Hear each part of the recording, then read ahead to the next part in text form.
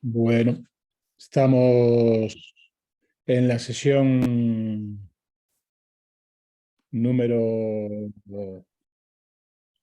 19, en el módulo 4, intervención psicológica con equipos de fútbol.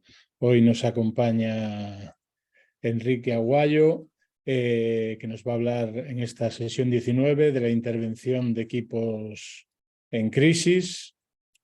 Enrique Aguayo es psicólogo deportivo, ha participado en 4 Juegos Olímpicos, Atlanta, Beijing, Londres y Río, y 4 Juegos Panamericanos, y 7 Juegos Panamericanos, perdón, desde 1984 hasta la actualidad con Chile. Es psicólogo del plantel profesional de fútbol en Santiago Wanderers del Valparaíso. Es presidente, además, de la Sociedad Chilena de Psicología del Deporte. Es psicólogo deportivo en la clínica MEDS y también ha sido psicólogo deportivo del Club Deportivo y Social Colo-Colo entre 1999 y 2005.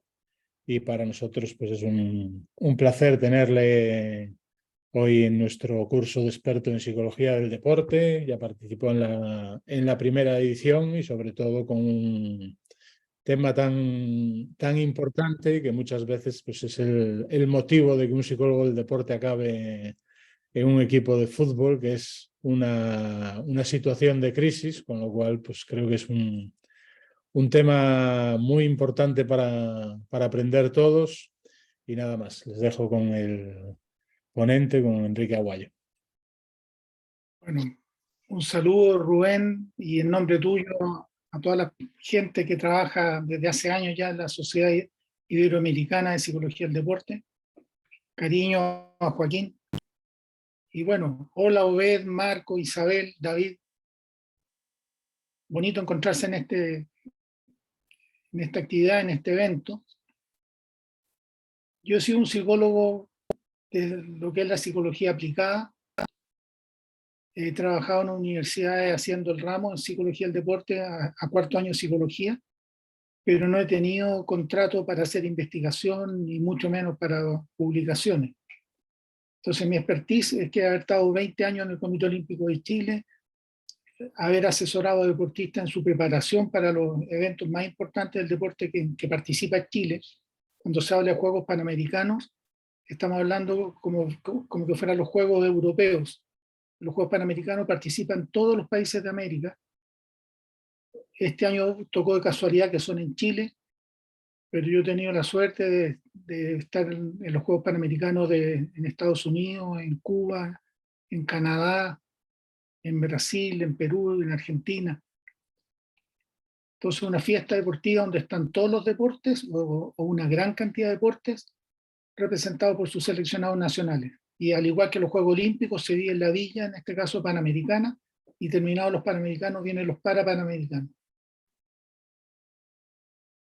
Hoy día les voy a contar parte de mi experiencia trabajando con los deportistas. He tenido la suerte de trabajar con miles de deportistas. A la mayoría no le ha ido bien en términos de conseguir sus metas de alto rendimiento, de participar en estos mega eventos y de obtener medallas.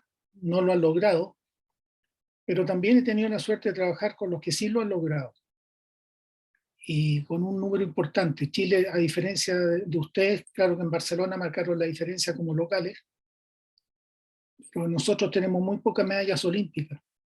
Desde la década del 50, en que tuvimos unas cuantas medallas, que fueron igual 4 o 5 medallas, estuvimos 32 años sin medalla olímpica. Y en Corea, el 88, Alfonso Tiro Arizaga obtuvo medalla tiro esquí, o sea, tiro con escopeta, tiro al plato. Después del 88 pasamos al 2004, o sea, 16 años después, en que los tenistas Fernando González y Nicolás Massú obtuvieron en Grecia, en Atenas, obtuvieron 3 medallas olímpicas. Obtuvieron el oro en dobles, el oro en individuales y el bronce en individuales.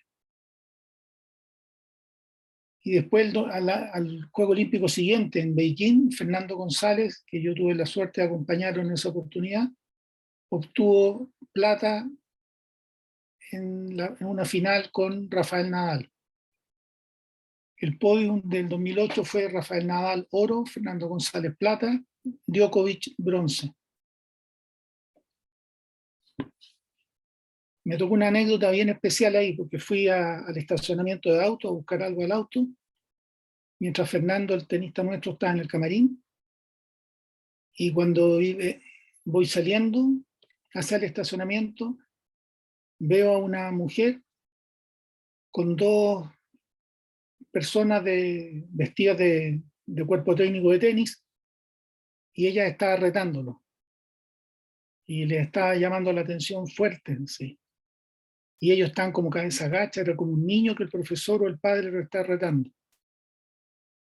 Y era la novia en ese momento de Federer, que le decía que no era inaceptable que Roger hubiera perdido, creo que en cuartos de final. Que esa es la medalla que más quería Roger, era el oro olímpico, y ya había quedado a mitad de camino. Y ahora tiene que esperar 4 años para luchar de nuevo.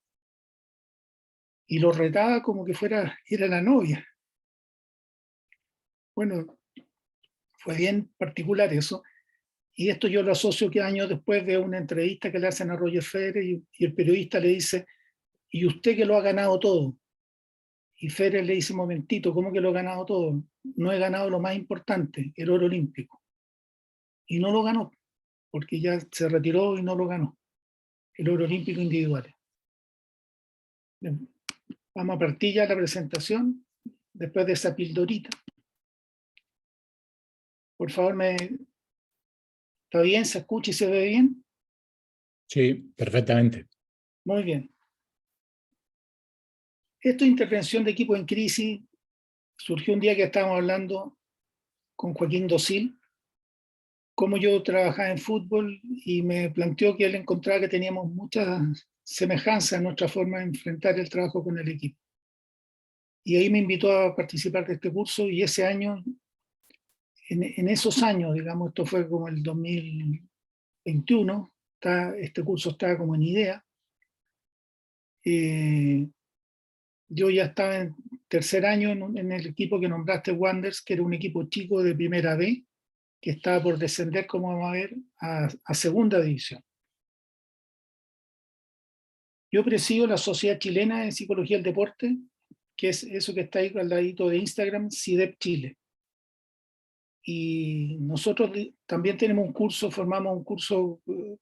formamos especialistas, y en eso también coincidimos, en que la idea es formar especialistas psicólogos y no entregarles herramientas a profesionales que no son de la psicología y que pueden hacer un mal uso de ella en términos de intrusismo profesional, que es uno de los problemas más grandes que tenemos hoy día con los coaches. Entonces, así en términos muy generales, hay muchos más, pero estos son, por eso pongo algunos tipos de crisis económica, que es lo que a mí me ha tocado vivir, crisis de rendimiento, crisis de resultado. Y en crisis de rendimiento y de resultado me han tocado vivir las dos, o sea, un problema de rendimiento y un problema de resultado. No siempre rendimiento es el nivel que alcanza el equipo de juego. Resultado es qué consigue con ese nivel. Pero a veces el equipo no juega bien y gana, porque el equipo rival lo hizo peor. Entonces hay que entender que el triunfo, el resultado, no puede tapar el rendimiento. Hay que tener indicadores del rendimiento, ¿no es cierto? Porque ese partido, ese torneo ya terminó, ahora viene el otro. Y hay que ir consiguiendo mejores niveles de rendimiento.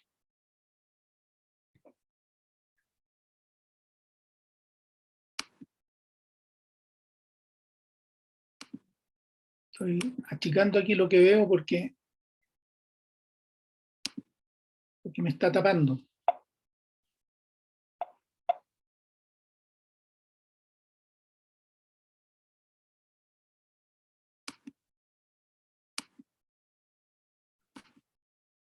Bueno, Estaba despejando algo en la pantalla que no veía parte de lo que yo tenía escrito. Entonces, aquí pongo 3 ejemplos de equipos en crisis en que me ha tocado llegar. Lo primero fue alrededor del año 2000, el equipo más popular de Chile, Colo-Colo,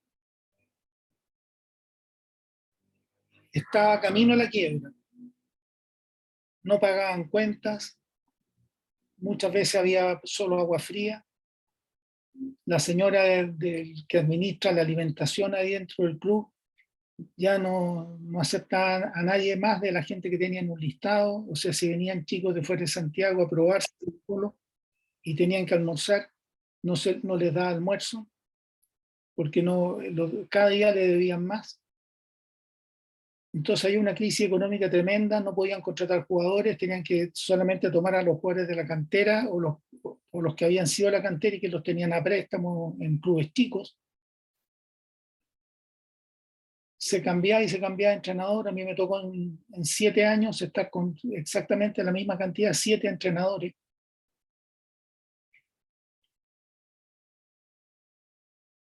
Y eso es lo que se describe ahí. A los 2 años de estar en ese trabajo logramos ser campeones. Perdón, al tercer año logramos ser campeones. Y en 2 años logramos consolidar un grupo de jugadores que realmente constituyeran equipo.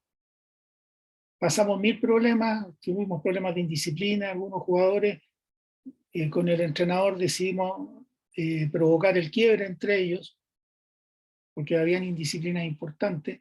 Eso significó la salida de unos jugadores, se pelearon en la reunión conmigo, se dijeron cosas fuertes. Esto después lo continuaron en el camarín.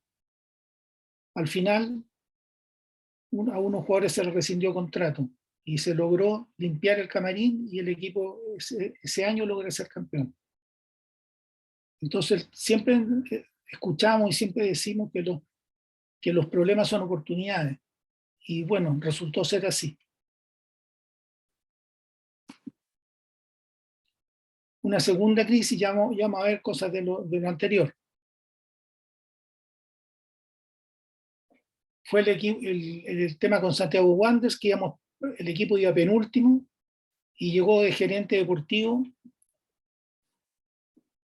el padre de un jugador que seguramente va a llegar a España en un tiempo más. El jugador se llama Vicente Pizarro. El padre de él, Jaime Pizarro, hoy día es el ministro de Deporte en Chile, el ministro de Deporte. Él fue capitán de Colo-Colo, capitán de Universidad Católica, capitán de la selección chilena, campeón del torneo más importante que se juega en Chile, en América, que es la Copa Libertadores de América, donde juegan todos los equipos de todos los países de América. Y el único equipo que ha sido campeón es Colo-Colo, y Jaime era el capitán. Y él asume como gerente deportivo y lleva a otro jugador que jugó poquito en España, pero estuvo un tiempo, Miguel Ramírez, de entrenador, y a mí de psicólogo.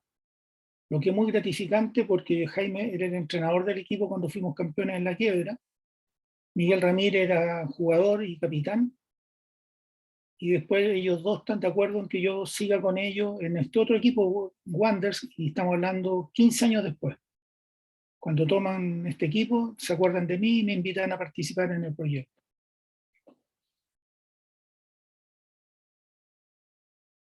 El equipo había terminado la primera rueda, ¿no es cierto? Un campeonato de 2 ruedas, había terminado la primera y estaban penúltimos y descendían 2.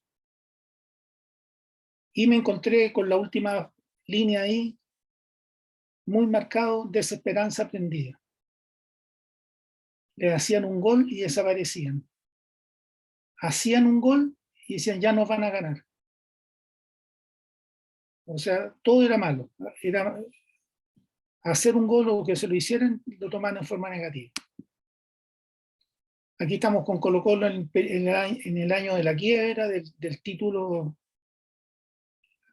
Ahí estoy yo con el pelo un poco más largo. Este era el capitán que fue seleccionado argentino, Marcelo Espina, que jugó en Argentina, en España lo llevó Benítez cuando fue entrenador, se volvió el equipo. Después, el paraguayo Benítez fue campeón 4 años seguidos con Colo-Colo y se fue a entrenar a España y llevó a Marcelo Espina, que era el capitán del equipo cuando fueron campeones los 4 años. Y después a la vuelta llega con nosotros. Aquí este bus corresponde a un movimiento que hizo Colo-Colo, un equipo muy popular en Chile, es el equipo más popular a lo largo de todo Chile, de los 5.000 kilómetros de largo que tiene Chile, porque Chile es un país larguísimo. No me sé la medida exacta, pero debe tener 5.000 y tantos kilómetros de norte a sur y 200, 300 kilómetros de ancho. O sea, un país muy flaco y largo. Y en todos los lugares, que hay lugares de extremo frío y lugares de extremo calor, desierto y todo, en todos esos lugares el equipo más popular es Colo-Colo. Y Australia está lleno de colocolinos, y ellos juntaron dinero y nos invitaron a jugar 3 partidos, 2 con la selección de Australia en distintas ciudades y 1 con el Leeds United. Y ahí juntamos algo de dinero para paliar un poco la carencia que había en el club. Y al lado está Wander celebrando, cuando ya empezamos a ganar y empezamos ya a aspirar a más cosas. Entonces un equipo que está caído, quebrado anímicamente, ahora ya celebrando, disfrutando la vida, como se puede disfrutar en una cancha de fútbol jugando bien y ganando. Y el otro ejemplo de crisis de rendimiento y resultados con la selección chilena. Para el Mundial de Alemania nos fue mal, no clasificamos, pero me tocó estar en la selección y viajar por todos los países de América, de Sudamérica, porque la eliminatoria nuestra participan 10 equipos sudamericanos. Partimos muy bien, no el primer tiempo Argentina nos hizo 2-0 y nos podría haber hecho 10-0, porque era un baile, nos pasaron por arriba y era tan fácil que los argentinos, como tienen rivalidad con los chilenos, se empezaron a burlar y tiraban, nosotros decimos túneles, ellos dicen caños. ¿Cómo dicen ustedes cuando pasan la pelota entre las piernas? Caños. Caños también. Tiraban caños, no levantaban la pelota, taquito, se estaban riendo. Y yo en ese viaje no estaba contemplado, era el primer partido eliminatoria y no se consideraba el psicólogo. Y las oportunidades a veces caen del cielo. Yo me fui a despedir del equipo, el lugar donde entrena, estuve en el entrenamiento, almorzamos y los jugadores empiezan a ir al bus para irse al aeropuerto y de pronto el entrenador me dice: Enrique, andas con tu carnet, con tu pasaporte, con tus cosas, ¿podrías viajar? Por supuesto, le digo, porque Argentina se puede viajar solo con cédula de identidad, no se necesita nada más. Sí, por supuesto. Bueno, anda a la utilería para que te den una maleta con la ropa y te vienes con nosotros. Marcelo Salas, que era el ídolo de la selección, había recién terminado de jugar en el extranjero después de hartos años de mucho triunfo en Italia. Marcelo con una lesión y el médico no lo autorizó 15 minutos antes de subirse al bus. Y me subieron. Y estamos en el camarín perdiendo 2-0 y el entrenador me dice en el entretiempo, piensa en el ambiente de estrés que hay, estamos jugando pésimo, nos están pasando por arriba, se están, como digo, casi bailando, están danzando los argentinos, no jugando fútbol, están bailando, danzando. Y me dice el entrenador: Enrique, rápidamente, en 1 o 2 palabras, dime algo. Y yo le digo: que paren de danzar, que se enojen, que cambien el clima emocional. Ve tú cómo, le digo, una cosa así. Me dice: ¿te gustan las patadas? Le dije: me encantan. Me dijo: por eso te traje, porque había todo un diálogo así como de soberbia de él conmigo. Por eso te traje. Y llama a un jugador y le dice: a los 10 minutos del segundo tiempo va a entrar, prepárate. Y le dice al jugador, que se llama el Kika Acuña, le dice: piensa bien a quién te quieres comer ahí en la cancha con lo que has visto en el primer tiempo. Y él le dice: a Aymar. Bueno, es tuyo, pero que no te expulsen. Y el partido se transformó en una guerra de empujones, se ensució, como en la típica que hacen los argentinos normalmente, la empezamos a hacer nosotros. Y eso es lo que resultó de eso. Y de suerte para mí, apareció el 2-1, apareció el 2-2. Y en los últimos 10 minutos del partido, Argentina haciendo tiempo y Chile corriendo con el hambre, con ganas de ganar. Sentimos que podíamos.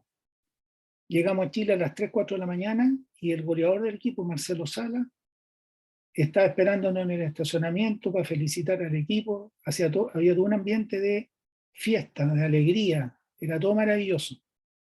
Y como sale ahí, después le ganamos a Perú, siguió la fiesta. Ya nos sentíamos estrellas de rock. Como toda la gente se acercaba, tomaba fotos, pedía autógrafos, estaba todo fantástico. Hasta que empezó la debacle. Y cuando empieza la debacle, vimos el otro lado. Como salen, nos rayaban el auto, los insultos, a los niños, a los hijos de los jugadores de los colegios, los insultaban, le hacían bullying. Y empezó un tema y la prensa, pero con una agresividad tremenda. Incluso hay algo que yo no lo pongo ahí. Un dirigente manda un correo electrónico equivocadamente, incluye en la lista a un periodista, pero el periodista trabajaba con nosotros. Y dándole un dato a un jugador que habría estado la noche anterior en una discoteca, como para decir que había indisciplina. Y eso produjo el quiebre del equipo completo con los dirigentes por este dirigente. No se hablaron más. Y llegaron después de un partido al camarín y se le echó el camarín. Entonces ya estaba todo quebrado. Y le dicen al entrenador, ¿por qué usted lo autorizó a estar en la discoteca? Yo no lo he autorizado, pero está en su día libre. Estamos a 3, 4 días del partido, no hay ningún problema con que salgan. Si no salen hoy día, no pueden salir nunca. Entonces el entrenador lo respaldó y bueno, así se quebró todo adentro. Y de estar todo precioso pasó a estar todo feísimo. Y nos fue mal. No clasificamos, cuando quedan 4 o 5 fechas nos despidieron. Entonces no estoy mostrando solo lo positivo en resultados. Pero es súper interesante cuando después un jugador de ese equipo conoce a una chica, y la chica tenía, estoy hablando 10 años después, 10 años después conoce a una chica, la chica tenía mi apellido, Aguayo, y él me llama por teléfono, que yo no lo veía hacía 10 años. Y me dice, Enrique, ¿cómo estás? Bla, bla. Te llamo para preguntarte si tú eres pariente de esta chica. Digo, no, nada, ¿por qué? No, es que te quería decir que yo quiero una relación seria con ella, no creas que pero pensé que podía ser sobrina tuya, podía ser familiar tuyo, y te respeto. Entonces ahí uno va viendo que algo dejó, y me llamó la atención que hubiera pasado eso. Ahí estamos con la selección, año 2022. ¿Quién es este que está aquí? ¿Lo reconocen?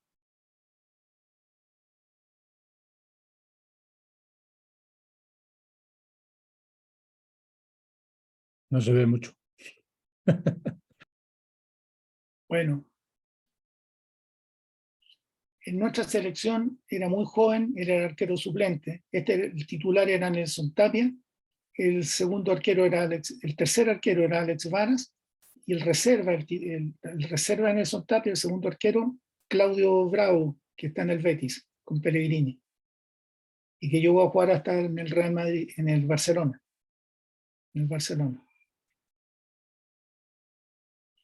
Ahí está Marcelo Salas, por ahí está el chico aquí, fantasista, le decían, que jugó mucho en la Roma, jugó en Italia, David Pizarro.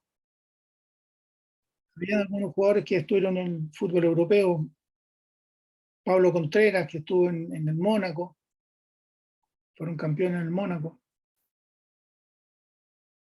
Y ahí me tocó, casi cayéndome en la foto, pero dentro de la foto. O sea, una de las experiencias más lindas, y yo prefiero estar en la selección perdiendo todos los partidos por 10 goles y que nos maten a insultos, a no estar. Que ese es un concepto súper importante. es lo que vamos a ver un poco más adelante.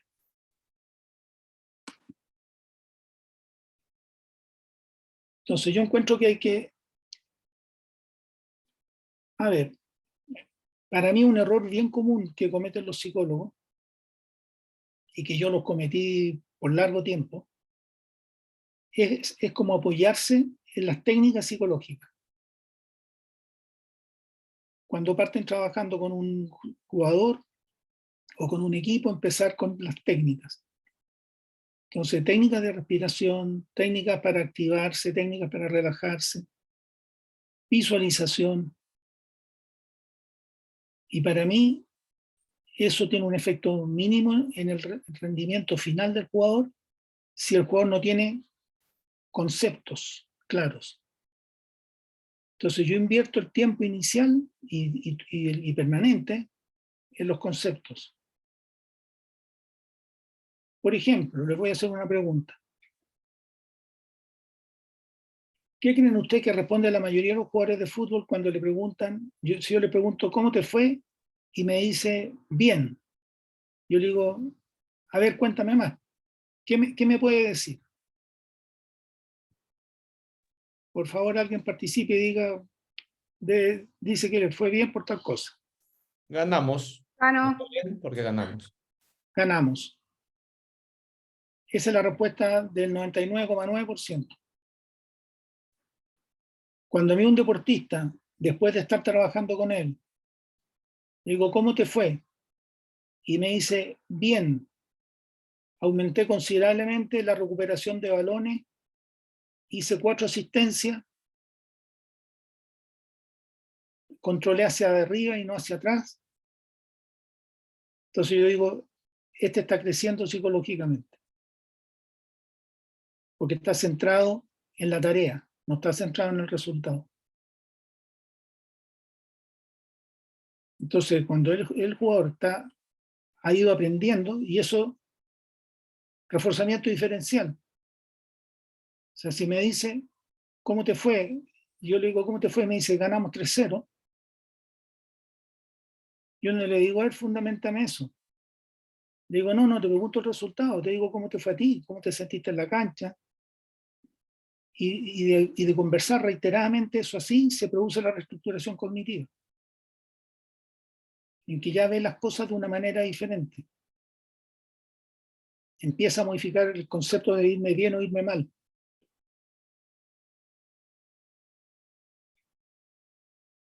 Yo ahí he ido llegando a conclusiones como eso, está en rojo, error grave, los jugadores y su entorno. ¿Quién en el entorno? Los padres, los entrenadores, los periodistas, los hinchas, unos más cerca, otros más lejos, pero todos dicen piensa positivo, disfruta, o sea, es el ideal, pensar positivo y disfrutar. Y si no estoy pensando positivo y no estoy disfrutando, entonces el jugador dice, bueno, como no estoy logrando eso, me va a ir mal. Error. No te tiene por qué ir mal. Tú puedes estar hiper nervioso, temeroso y puedes tener tu mejor actuación. Esto no se trata de competir bajo estado emocional y pensamientos positivos. Porque si espero eso, se va a dar ocasionalmente. Lo que es más frecuente es que si en el entrenamiento tuvo algunos problemas y el entrenador le llamó la atención y a lo mejor discutió con un compañero por algo del juego, va a llegar más inseguro. Si en su historia ha estado pasando tal cosa, va a llegar más inseguro y va a tener más dudas. Pero eso no significa que no pueda tirar el penal. Eso no significa que no pueda hacer un pase filtrado o que no pueda ir a un duelo. No puede encarar. Y yo le doy un ejemplo, ejemplos. Le digo, mira, tu entrenador habló conmigo y me dice que el problema es que tú te pones muy nervioso. Cuéntame una cosa, le digo, ¿te has tirado de la montaña rusa? Sí, por supuesto. Y cuando va subiendo despacito, y para arriba, hace una pequeña pausa antes de caer en caída libre y empezar a dar vuelta. ¿Cómo te sientes ahí? Con susto, con nervios, susto, así. Ya se viene la caída. Y cuando cae y empieza a caer, ¿qué siente? Adrenalina 1000, susto, nervio. ¿Y qué siente cuando llega abajo? Alivio. O sea, uno siente alivio porque está sintiendo emociones, entre comillas, negativas. Entonces tú ahí decides, al sentir alivio, llegar abajo, decides no tirarte nunca más. Y dicen, no, pues, quiero tirarme de nuevo. Bueno, exactamente. El combo McDonald's, el combo montaña rusa, es con adrenalina, con nervios, con susto. Pero te gusta. O sea, hay una parte media masoquista. Y el deporte tiene lo mismo. Porque yo te puedo hacer jugar un partido sin nervios. Tienes 17 años, por ejemplo. Se te puede organizar que juegues un partido contra unos niños de 11 años. Y tú estás en la sub-17 de Colo-Colo y puedes jugar con los niños de 11 años de un colegio. ¿Va a tener nervios? No, ahí no hay competencia, no tengo nervios. Si les vamos a hacer 30 goles. Bueno, mientras más fácil, menos nervios. Mientras más difícil, más nervios. Mientras más te importe, más nervios.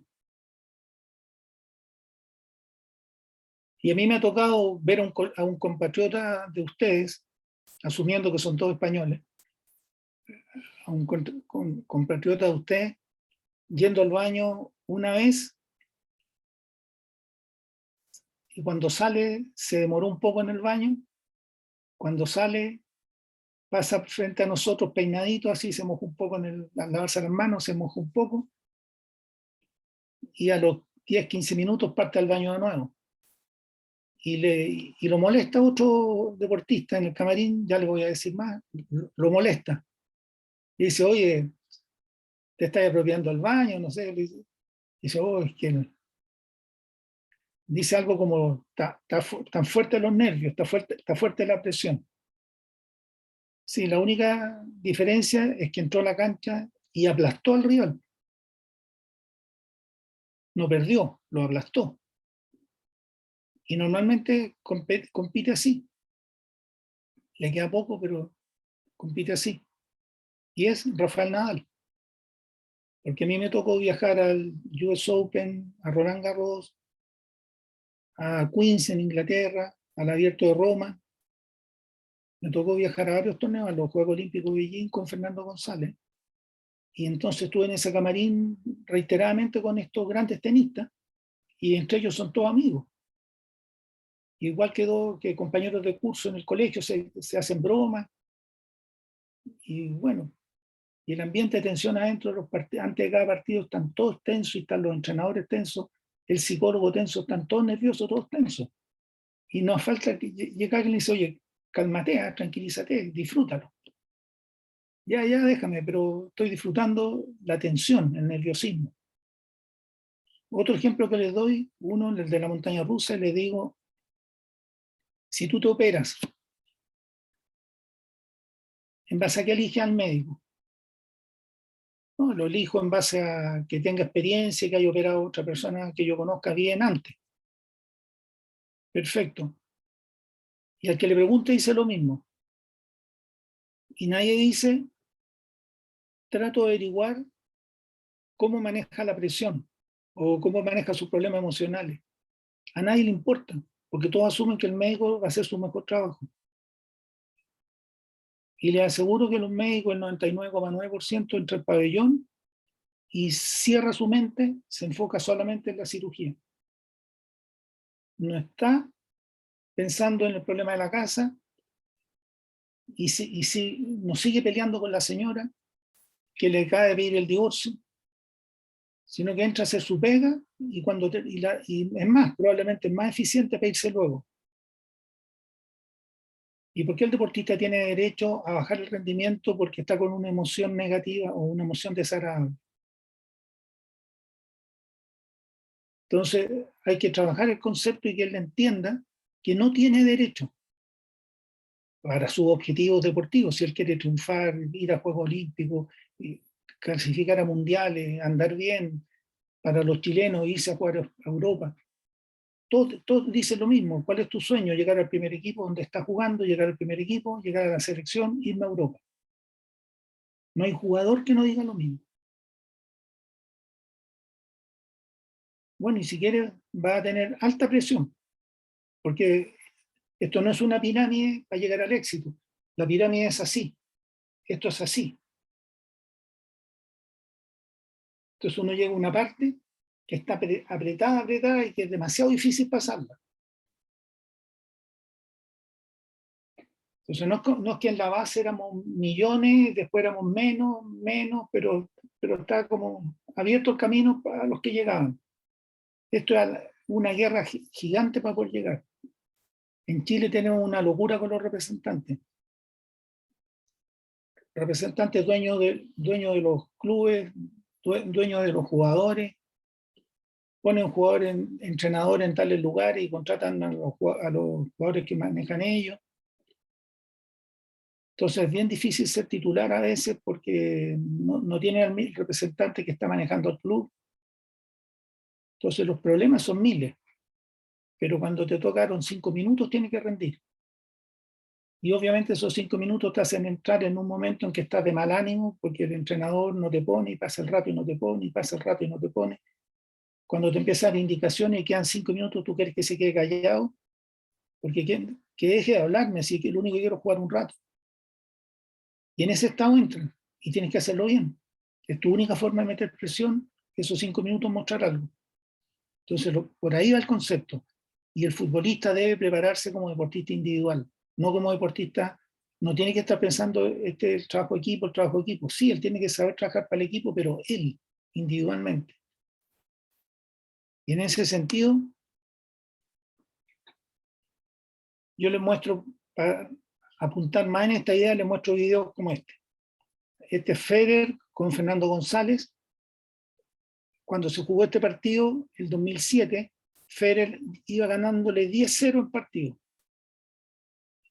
Fernando fue 5 del mundo y top 10 un buen tiempo, pero está claramente bajo Federer. Y Fernando, que tiene muy buen sentido del humor, termina el partido, lo entrevistan de Chile y dice: a mí nadie me gana 11 veces seguidas. Porque como le habían ganado 10, entonces no iba a permitir que me ganara las 11, porque a mí 11 veces no me gana nadie. Miren el nivel de preparación que tenía Fernando González en ese momento.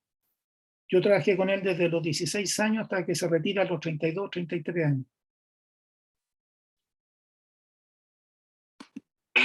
Break points.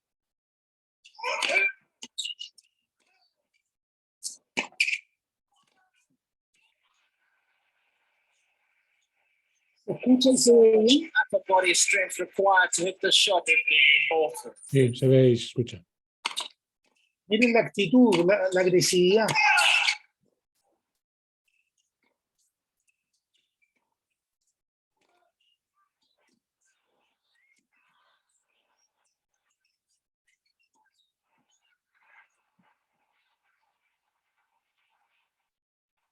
Brilliant, sensational tennis from Gonzalez.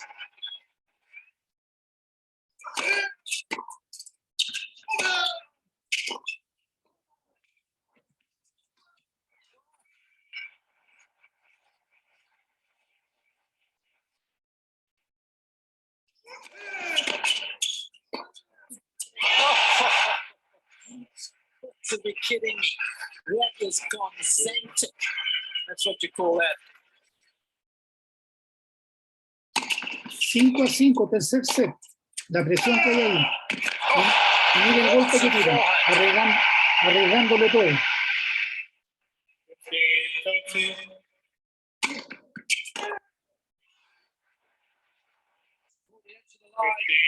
It was a gutsy play, but the right one.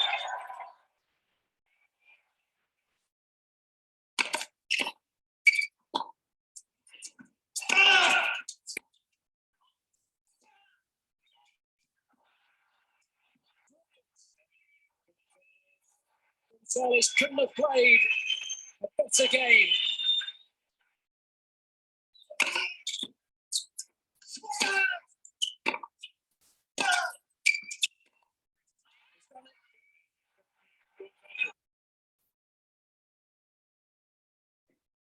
Desde el punto de vista psicológico, ¿qué es lo que ven ahí?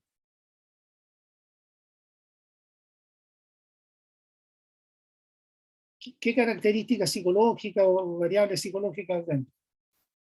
David. Gracias. Veo mucha motivación, determinación, tipo Muy bien. concentrado.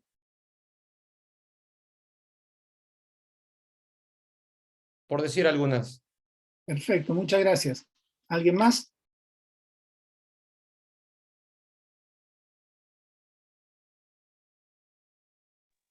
¿Cómo se logra eso?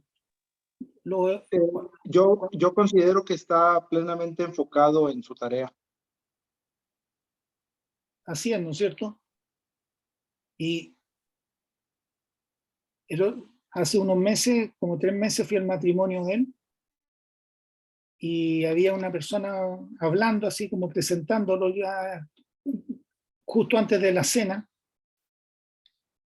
y dice, bueno, aquí en esta pareja tenemos 7 medallas olímpicas.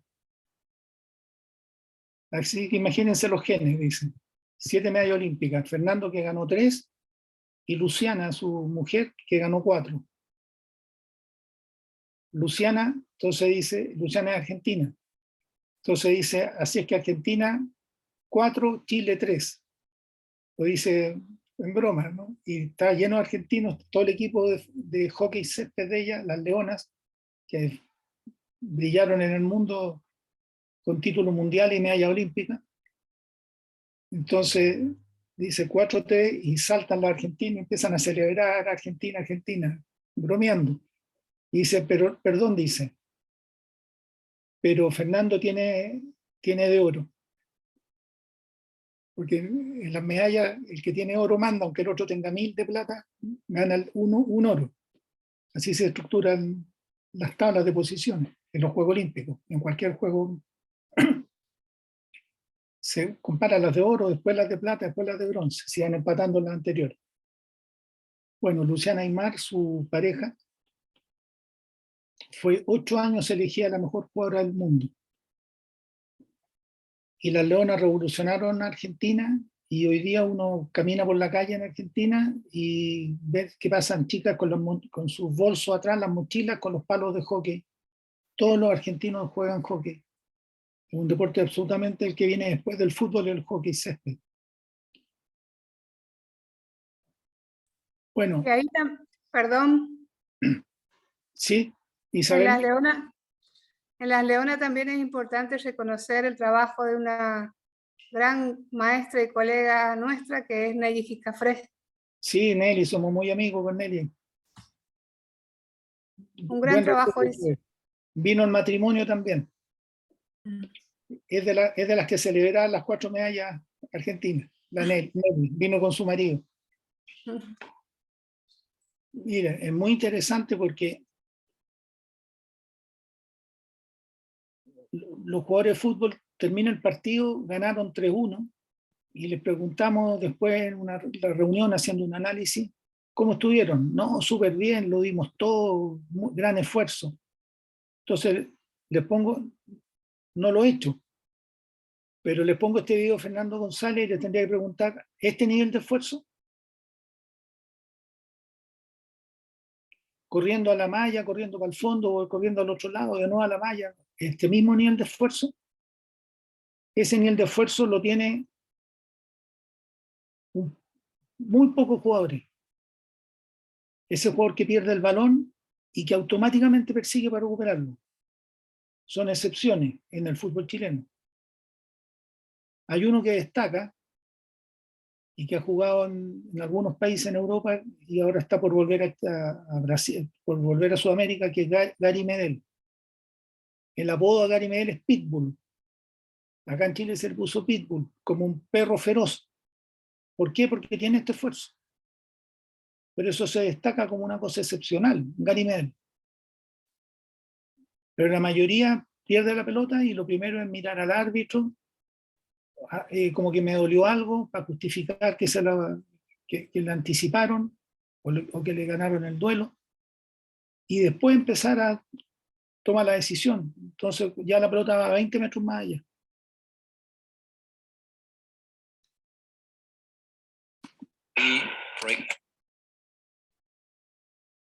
Segundo concepto, puse algunos. Segundo concepto, capacidad de adaptación. Yo trabajo con los deportistas planteándoles, cuando me dicen, no, estuvo súper malo, nos cambiaron el horario, y digo, ya ahí, ¿de qué me estás hablando? Yo te estoy preguntando qué tal jugaste. No, pero es que eso no me permitió seguir concentrado porque había que estar mucho rato.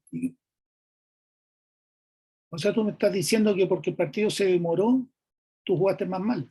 O sea, me estás diciendo que perdiste. Sí, por tanto. No, entonces trabajando, eso también tiene que ir cambiando. Y el deportista tiene que plantearse siempre en términos que logré adaptarme a los requerimientos de la competencia o no logré adaptarme. O sea, soy yo el que logro, soy yo el que no logro. No es el evento el que se adapta a mí, sino que yo tengo que adaptarme a lo que sea. Con este tenista, con Fernando González en Roland Garros, le tocó jugar en la cancha número 2. La cancha Roland Garros tiene 2 estadios adentro de tenis, de lujo, 2 espectaculares. Le tocó en el 2. Y estábamos a media hora entre el partido, 40 minutos entre el partido, y entran a avisarle que le habían cambiado la cancha a la 14. La 14 es una cancha de entrenamiento que queda al final. Y lo que él hizo fue lo siguiente. Yo no le dije que lo hiciera, a él se le ocurrió. Me dice, ¿avisan esto? Y dice, la 14 es la que está ahí en tal parte. Sí, le dice, tú sales de aquí, ya, gracias, le dice. Y me dice, Enrique, ¿me acompaña? Y tomó una pelota. Y pasamos entre medio toda la gente que está comiendo en los kioscos, que está en el merchandising comprando cosas. Íbamos pasando entre medio toda la gente. Y me dice, vamos, y él se puso el jockey hacia abajo para que no lo reconocieran. La gente igual le decía mano de piedra, porque dice mano de piedra, o bombardero de la reina es el lugar donde vive por lo fuerte que pega, el derecho. Entonces, bien mano de piedra, llegamos a la cancha, entra y le empieza a hacer dar bote a la pelota en distintos lugares de la cancha. Oye, aquí está súper dura, aquí está muy blanda, aquí está la arcilla en canchas de arcilla, la arcilla está suelta, acá está muy compacta. La fue revisando, ya, me dijo, vamos. Y listo. O sea, adaptación inmediatamente y sacarle ventaja al rival. Mientras el rival estaba en el camarín y a lo mejor estaba molesto porque le habían cambiado de cancha, él fue a buscar una solución. Ver cómo está la cancha para ver cómo jugar.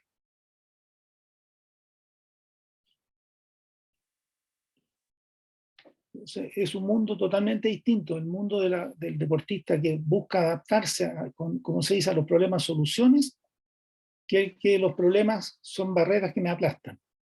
Y eso en la línea de Piaget es ser inteligente, tener capacidad de adaptación. Entonces yo hablo de pensamientos inútiles, emociones desagradables. Útil para el objetivo. Chile, después que queda eliminado de la clasificación al Mundial, el Mundial anterior, no el de Qatar, el anterior, ¿dónde fue? Se me olvida. Rusia. El de Rusia. Cuando queda eliminado, se entrevista a algunos jugadores y dicen, nos confiamos. Pensamos que como veníamos de ganar Copa América, que íbamos a clasificar como con el nombre, íbamos a clasificar. Nos confiamos. Es un pensamiento inútil. ¿No? Si clasificamos igual, da lo mismo. Pellegrini, siendo entrenador de Real Madrid, salió, lo echaron, lo despidieron cuando quedó segundo después del Barcelona 1 punto, pero había batido el récord del fútbol español, entiendo, en puntaje, pero Barcelona lo batió por 1 punto más. Y dicen que lo que inclinó la balanza para no darle otro año fue una derrota que había tenido con un equipo como de tercera, que había perdido 4-0.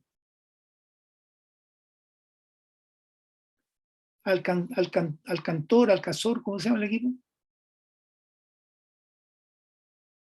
Bueno, un equipo de tercera. Alcorcón. Ese.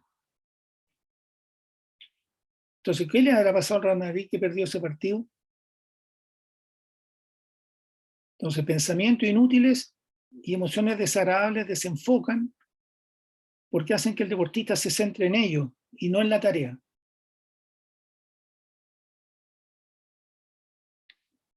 Entonces hay que entender que siempre van a haber presiones y él debe buscar, y nuestro trabajo es hacerlo enfocarse en la tarea, no en las emociones y no en los pensamientos.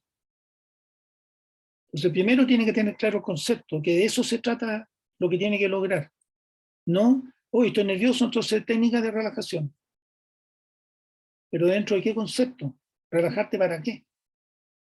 Si ese nivel de activación que te da la tensión, el nerviosismo, te puede servir para el partido.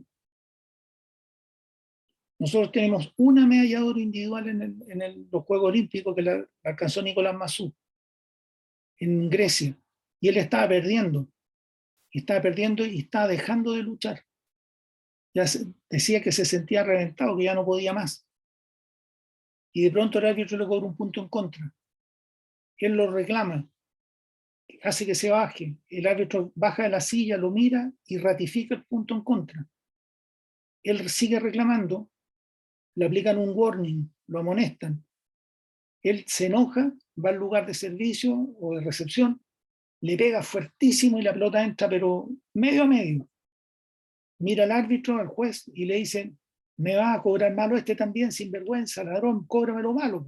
A ver, ya, pues cóbramelo malo. Vuelve al lugar, le pega fuerte de nuevo y entra. Y Chile salta al público, que está lleno de chilenos en todos lados, y con un grito que a mucha gente los tiene aburridos, chi, lele, y a Chile. Empiezan a gritar, y Massú, bien, y vamos, y se fue así para arriba. La duda que tengo yo, y se le habrá mandado la mitad de la medalla al árbitro. Porque hasta antes del cobro adverso, antes del enojo, él estaba un cambio abajo. Se enojó y se enfocó y se puso agresivo. Y empezó a sumar. A veces un cobro adverso hace que un jugador se saque del partido y lo pierda. Y le echa la culpa al árbitro por el cobro. Y ni en uno es culpa del árbitro, ni el otro es ayuda del árbitro. Es el jugador el que toma la emoción, toma el pensamiento, toma lo que ocurrió de una manera útil o de una manera inútil. ¿Cuánto me queda? Ya vi. Son las 7:56. El fútbol hoy día es generador de una serie de problemas adicionales porque se ha transformado en un negocio despiadado. Entonces el ganar a cualquier costa, y se nos olvida que hay gente que está observando, niños, que los futbolistas son modelos sociales, y estamos muy motivados por el resultado, y detrás del resultado por los contratos, por el dinero y por todo. En lo previo en relación a que... Y este es un jugador que reiteradamente entra en esta conducta y que en su país lo felicitan.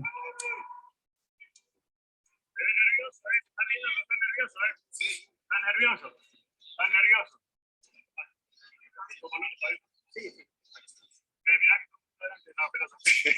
Está adelante la pelota.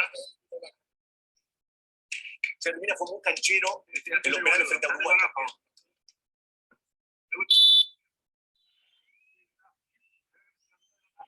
Mirá que te como, hermano.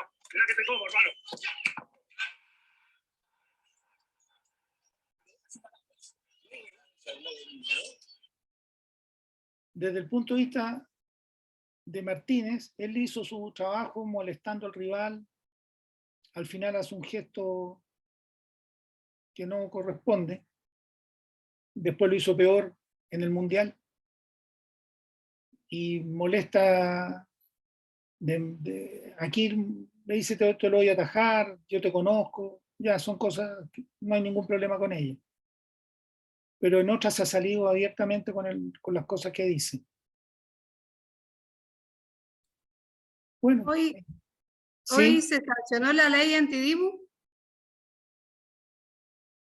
Así parece. Imagínense lo que hubo que llegar. Por razones de tiempo voy a avanzar. Fernando González hablando del nerviosismo, de la presión en los Juegos Olímpicos.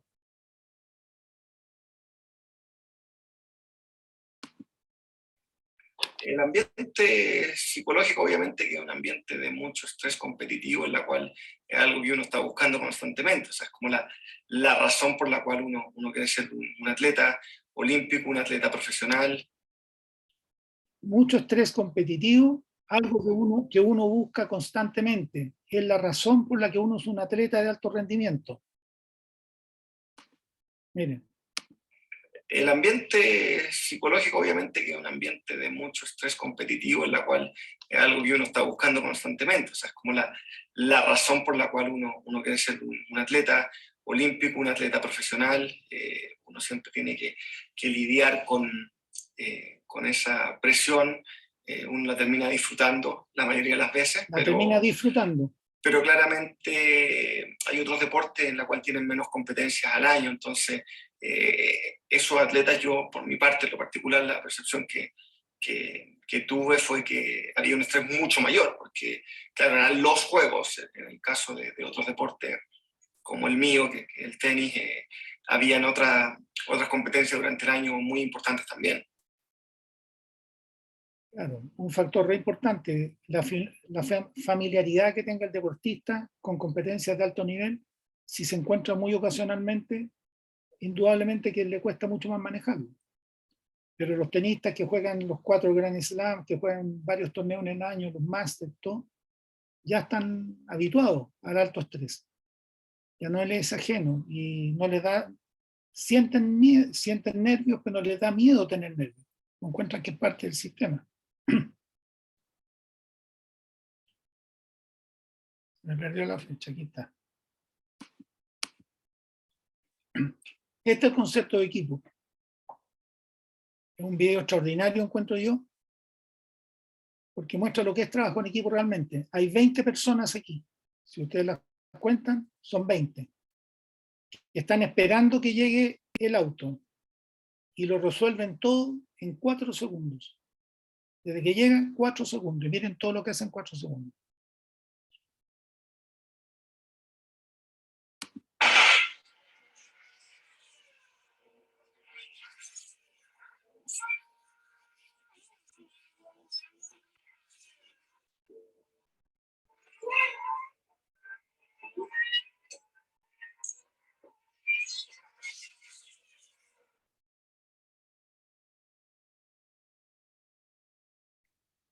Cada uno con su rol. Hay un director de orquesta. Ahí está en cámara lenta.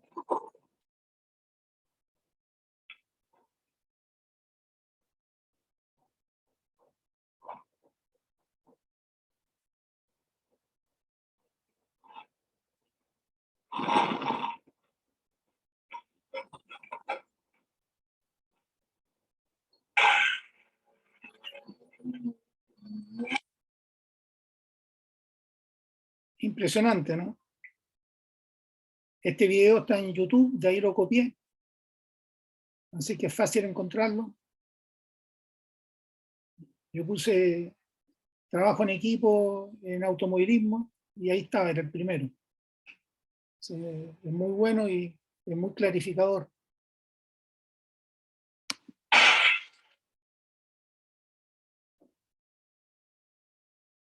Tercer concepto, me hago cargo de lo que depende de mí. Hay que generar con los deportistas atribución interna. Esto salió en un periódico chileno el más importante, que se llama El Mercurio, que en su versión online es EMOL, que es el Mercurio Online. Este es un equipo de fútbol que el dueño es Marcelo Salas. Es un equipo chico de primera B. Siendo el 20:35, había mensaje que la dirigencia del club nos comunica que no tendríamos concentración y que el viaje se realizaría solo con 6 horas de antelación al partido. Un viaje como 3 horas, 3 horas en bus. Entonces en Chile todos los equipos concentran el día anterior a los partidos. Sé que en España hay algunos equipos que concentran solo para ciertos partidos, no para todos. No sé cómo será la disciplina y las condiciones de vida del jugador español, pero en Chile muchos jugadores viven en casa con 2, 3 dormitorios y viven 7 personas, 8 personas, 3 niños. Entonces es un ambiente complejo para poder descansar bien. La noche pedía un partido. Otros que son muy desordenados. Entonces está el problema de salir de noche, llegar tarde.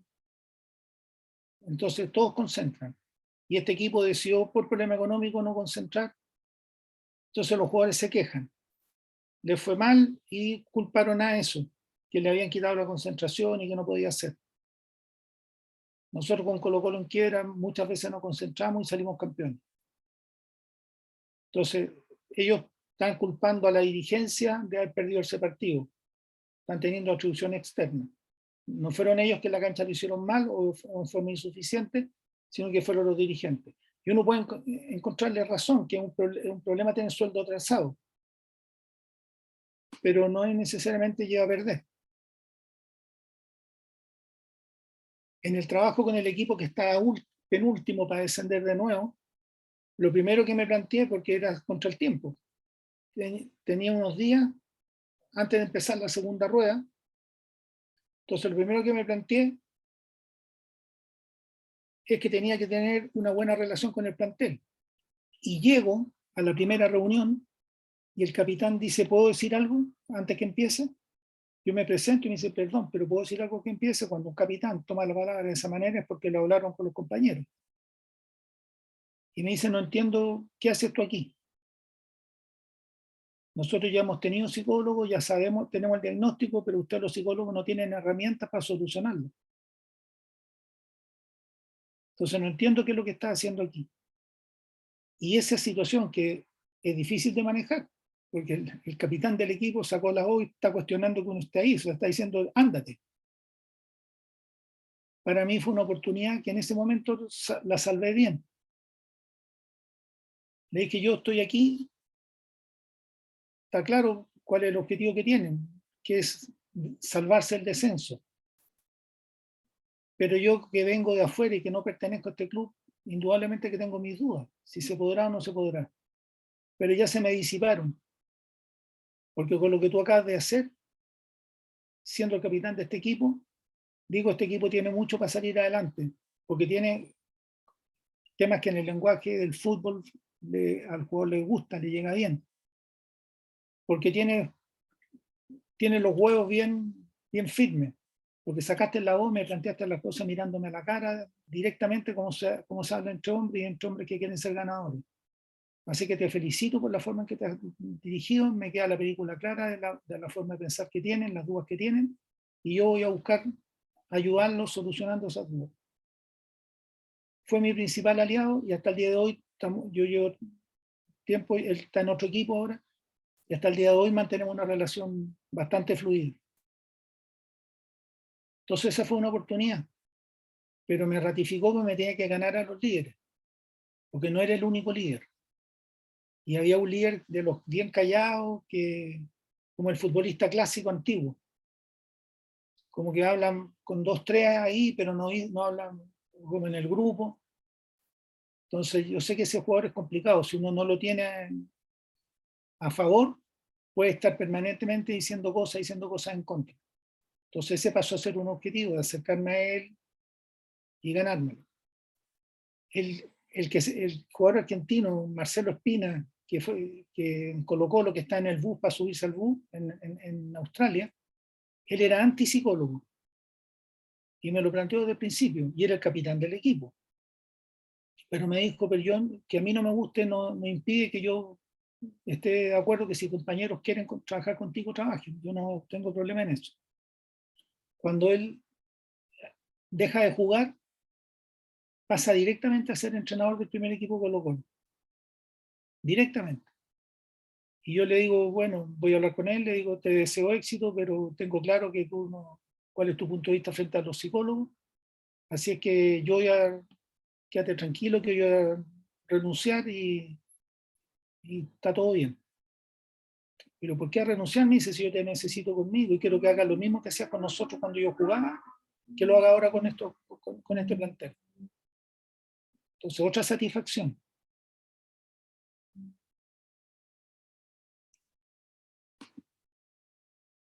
Estrategias, nos queda menos. Esto a mí me ha resultado muy bien. Armar grupos, pequeños grupos, los jugadores son entre 23, 24 y 30, armar 8 o 9 grupos de 3 jugadores. Yo le pido que caractericen a un equipo exitoso desde el punto de vista psicológico. Entonces, hablan de los liderazgos, hablan de comunicación.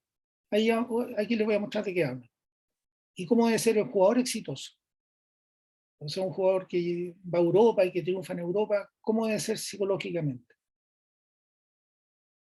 Esa es la situación 1, se le pasa papel para que lo llenen. A la próxima reunión, unos días después, paso 2, para la respuesta del equipo, los mismos grupos de 3, yo pongo todas las características que nombraron, las pongo una vez nomás. Si dijeron concentrado, una vez, aunque todos digan concentrado. Pero si hay una que la dicen solo una vez, también la pongo. O sea, pongo todas las características, la suma de todas. Y después digo que se evalúen al equipo, en la primera evalúen al equipo, cómo están esas características. De 1 a 7, porque en Chile las notas escolares y universitarias son de 1 a 7. Con 4 se aprueba apenas. Entonces, y después cada uno de forma individual se evalúe con las del jugador. También de 1 a 7. Y aquí está lo que obtuve.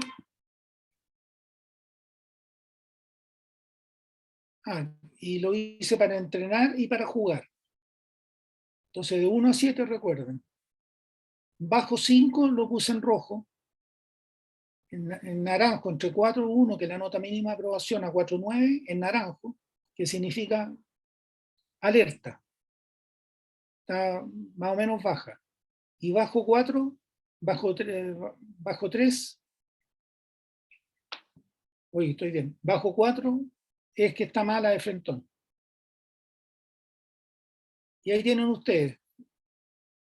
Características psicológicas al entrenar, las más bajas eran comunicación, empatía, cosa que pusieron ellos, tranquilidad, tolerancia, concentración, cuando las cosas están el ambiente denso, el ambiente difícil.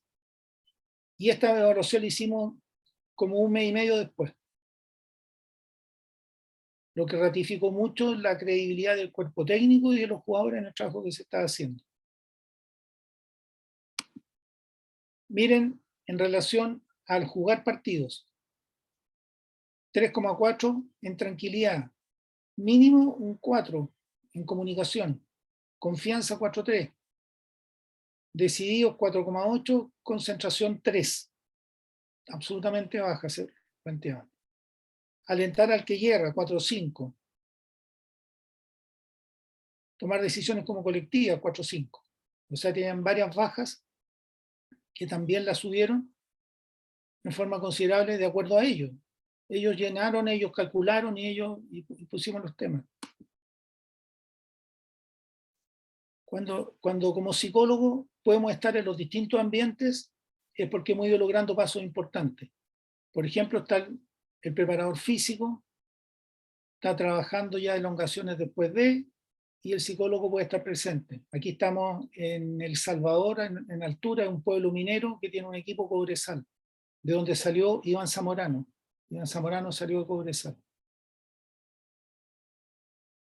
Esta actividad de los famosos cuestionarios, test, a mí me gustan los cuestionarios, los test no me gustan para nada. Yo sé que siempre se hablan de test, del POMS, del CPRD, las conductas del jugador exitoso, de conductas de entrenador. No, para mí no tienen utilidad. Yo prefiero construir mis propias preguntas de acuerdo al grupo. Esta es una reunión clásica en el día anterior al partido, la concentración, antes de la cena. Los equipos en esta posición, ¿no es cierto? Y yo les planteé un PowerPoint con algunas imágenes. Hablar con el entrenador es un arma de doble filo, cuando lo hace en la cancha, porque a veces el jugador piensa que le estás contando cosas de ellos. Me tocó la resistencia que yo tuve en Wanderers cuando llegué, fue porque veían al psicólogo anterior, lo veían muy amigo del entrenador, muy cercano. Y yo aplaudo por la cercanía que tenía, porque ese entrenador no lo conocía y se ganó un espacio con él. Y le abrió las puertas a los psicólogos en el club.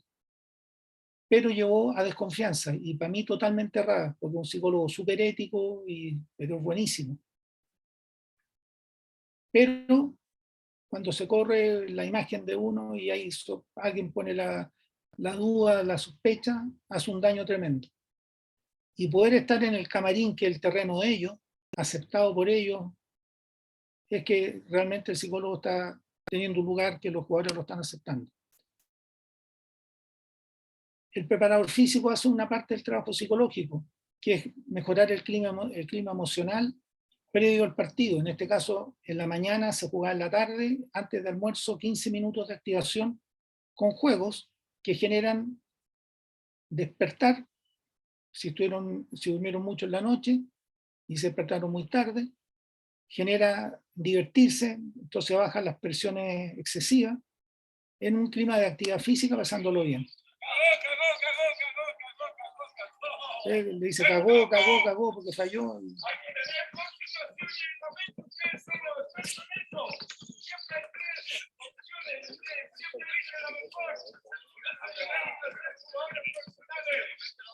Otra vez, derecha, izquierda, giro, alto y agarro. ¡Dale!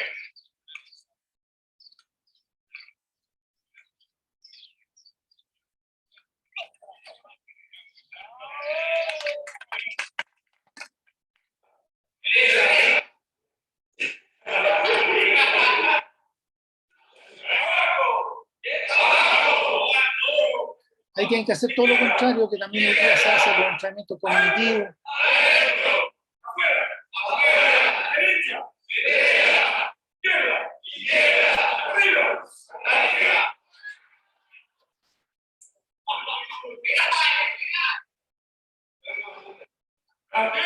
Esto influye sobre la variable psicológica previo al partido. Y esto es una actividad que yo lo encuentro súper útil,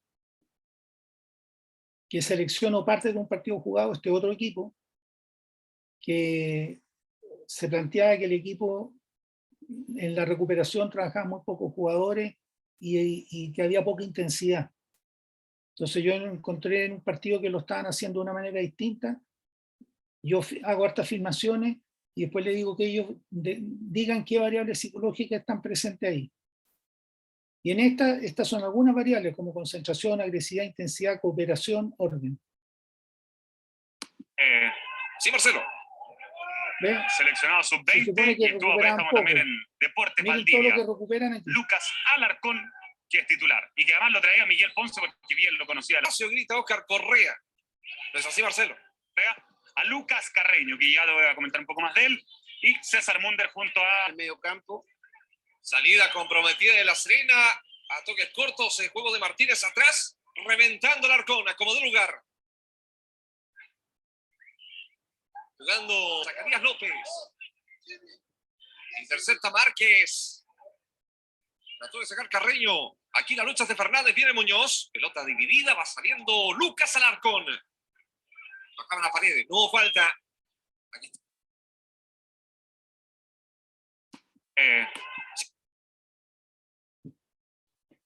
Y hasta ahí llegamos a algunas direcciones para contactarse.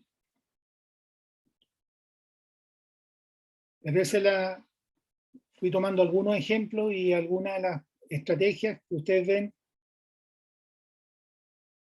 que no es necesariamente que el modelo tanto con el autor tanto, sino que es como la suma y resta que uno va haciendo con el desarrollo de la carrera. El cómo ir cambiando la forma de ver las cosas de los jugadores es fundamental. Y cuando uno empieza en esto, lo que más quiere entregar es la técnica tanto, la técnica tanto, la técnica tanto. Pero esa técnica es como letra muerta si el jugador y el cuerpo técnico no tienen concepto y no entienden detrás de qué se va realmente. Entonces, Esto no es la guerra contra la presión, la guerra contra los nervios, la guerra contra las inseguridades, sino que es autoconocimiento y entender que tenga lo que tenga en mi forma de pensar, en mi forma de estar sintiendo en un momento determinado, yo puedo jugar bien al fútbol. Yo puedo ser parte de un equipo, puedo sumar. Es tema de voluntad. Hay mucha importancia en la toma de decisiones y en la voluntad. Decido que en este partido voy a correr todo y que lo voy a correr a máxima velocidad. Y decido que si no doy más físicamente, pido cambio. Lo decido. No es que como estoy inseguro, corro menos. Cuando tengo que esperar a estar seguro para correr más. Si espero eso, voy a tener una carrera con rendimientos muy irregulares y mediocres, en general, para la mayoría de los jugadores. Solo las excepciones van a estar por encima de eso. Bueno, eso es lo que les tenía para entregar hoy día. No sé, Rubén y alumnos. ¿Alguna opinión? Muchas gracias, Enrique. No sé si quieren hacer alguna, tiene que ser rápida, alguna pregunta sobre algo que quieran resolver o que les haya quedado alguna duda, pero algo rápido, pues son las 8:20 y a las 8:30 tenemos la tutoría con Claudia Rivas, entonces adelante, disparen, si disparan rápido. Si no, como tenemos el próximo martes la tutoría, pues cualquier pregunta pues la podemos resolver allí. Bien, espero que esté claro mi forma de ver las cosas. Es una forma personal de ver las cosas. Decía al principio cuando nos topamos aquí en la comunicación con Rubén, a mí se me pidió entregarle mi experiencia, parte de mi experiencia y no modelos teóricos y eso que está en los libros, que hay gente de usted que tiene estudios ya en psicología del deporte. No, la diferencia que tenemos los psicólogos está en la experiencia y que hemos aprendido con la experiencia. Cuando yo trabajé, usaba Jacobson con todos los deportistas. Un día llegó una mujer de golf y me dijo, te he maldecido todo el fin de semana. Me dejaste con un dolor de cuello tremendo, porque estaba haciendo fuerza para atrás, girando la cabeza y se me contracturó. Y yo ahí le dije, bueno, ¿y qué hiciste? No, me puse una bolsa de agua caliente, mi marido me hizo masaje, pero no se me ha quitado, y así que voy a ir a un médico. Bueno, después era una contractura nomás. Pero yo ahí me cuestioné y dije, ¿por qué le hice Jacobson y por qué no usé otro procedimiento? Porque para mí, como en la tercera o cuarta sesión, tenía que estar enseñando técnicas de relajación. Después cambié mi visión, ya no era relajación, era ajuste de tensión. Algunos necesitan relajarse, otros necesitan activarse. Eso lo aprendí en la práctica. No está en ningún libro, en los libros de psicología todavía se habla de relajación. No de este continuo, que va de 0 a 100, por decirlo de una manera. Y encontrar el estado ideal de cada uno. Y entregarle técnicas de activación o técnicas de relajación. Entonces a todos los relajaba. Y así fui cometiendo errores y avanzando. La visualización que la usan todos los psicólogos y los entrenadores y deportistas en forma autónoma, en la mayoría de los casos está mal hecha.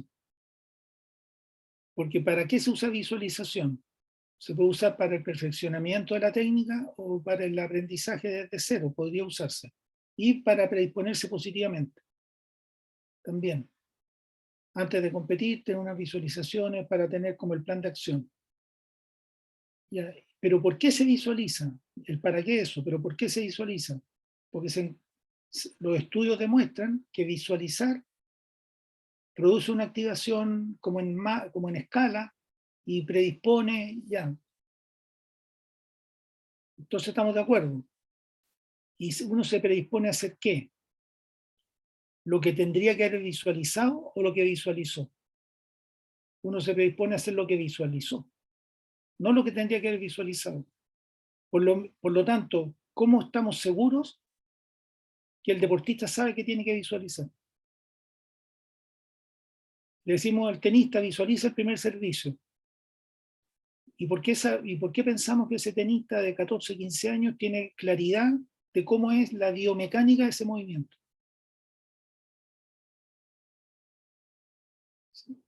¿Cómo? Entonces normalmente no se hace nada al respecto, sino que se le dice visualiza con lo que él tiene de memoria de cuando ha servido. Entonces probablemente está visualizando mal. Nosotros, ustedes también, hablamos muy mal. Nosotros decimos, en vez de tienes, decimos tení. Los argentinos dicen tenés, podés. Ambos estamos mal. Ahora, si lo lleváramos a visualización y yo estuviera visualizándome a decir tení, estoy aprendiendo mal el español. Tendría que visualizar diciendo tienes. Pero si ni yo ni mi profesor dice tienes, los dos decimos tení. Entonces dice, no, que el entrenador le explicó cómo era. ¿Y qué importa que el entrenador le haya explicado? Si Chile no ha sacado ningún tenista ni el mundial que ha trabajado con un entrenador. Ninguno. Entonces significa que históricamente los entrenadores de Chile, en la mayoría de los deportes, nunca han llegado al alto rendimiento. Por lo tanto, algo se han equivocado en el camino. Y probablemente tienen varias visiones erradas en lo técnico y en lo táctico. Y después le piden que visualicen su error. Entonces el deportista aprende algo malo. Aprende muy bien, pero algo que está errado. Entonces yo hago que vean videos de sus mejores actuaciones, se los paso en cámara lenta, que lo vean de nuevo, que vean un tenista de altísimo nivel que tiene un servicio parecido o que tiene una asistencia rompiendo líneas, que los vea los videos y ahora se imagine se imagine el video que vio. Y ahí tengo más posibilidades que esté visualizando algo correcto a que si está visualizando lo que él cree que es correcto. Esos son ejemplos de la práctica. Ya pues, les deseo éxito, que estén muy muy bien. Cualquier cosa que quieran conversar, vamos a tener oportunidad, pero también están las direcciones que nos podemos comunicar. Bueno, muchísimas gracias, Enrique, por la sesión y por toda esa parte práctica de tu experiencia que has compartido con todos, que creo que es muy, muy interesante, ya desde la visión de esa tensión de la competición hasta todos los aspectos que has ido desarrollando en las situaciones de crisis, que seguro que han sido de mucha utilidad para todos, porque esa parte experiencial es fundamental. Muchísimas gracias por mi parte y desde la SIP, y el próximo martes, pues en la tutoría seguiremos profundizando. Muchísimas gracias. Ya pues, muchas gracias, Rubén, por tus atenciones y un saludo a todos. Gracias por la paciencia y un agrado al compartido. Que estén muy bien. Que tengan Chao, chao. buena tarde. Muchas gracias. Un saludo.